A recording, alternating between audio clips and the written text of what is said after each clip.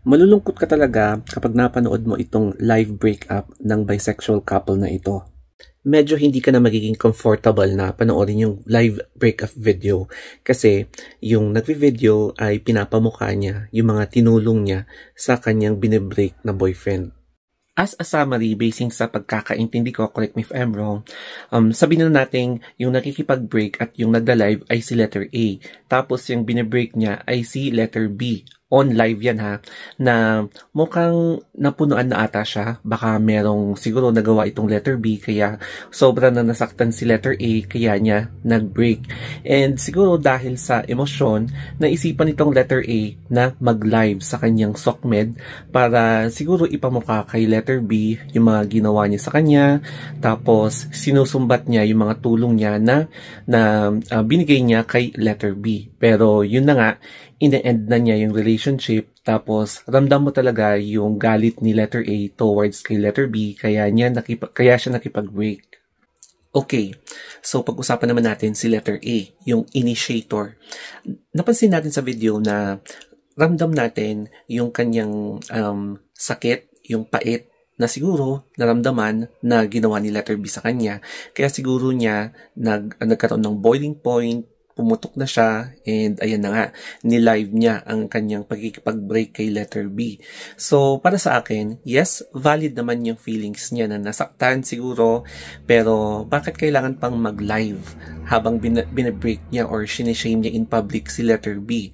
So, I think pwede naman sigurong pag-usapan sa private, di ba? At para naman kay letter B, bakit kaya ganun yung galit sa kanya ni letter A?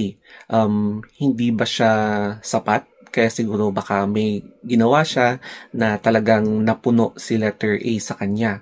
Pero kung ano man yon, sana this is a realization kay letter B na wag na niyang ulitin. And this is also a reminder para sa ating lahat na sana kung ano yung binibigay sa atin na blessing, pahalagahan natin.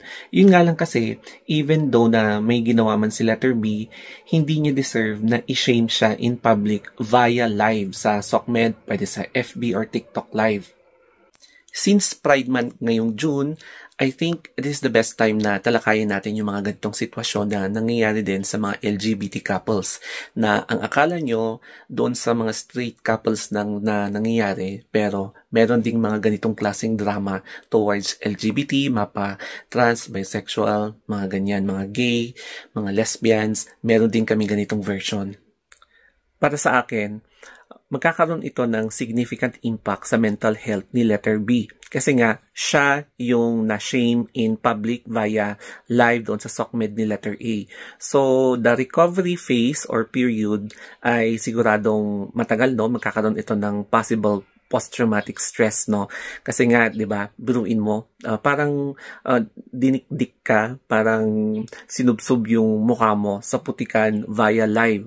So, parang ganun yung eksena and maraming nakapanood.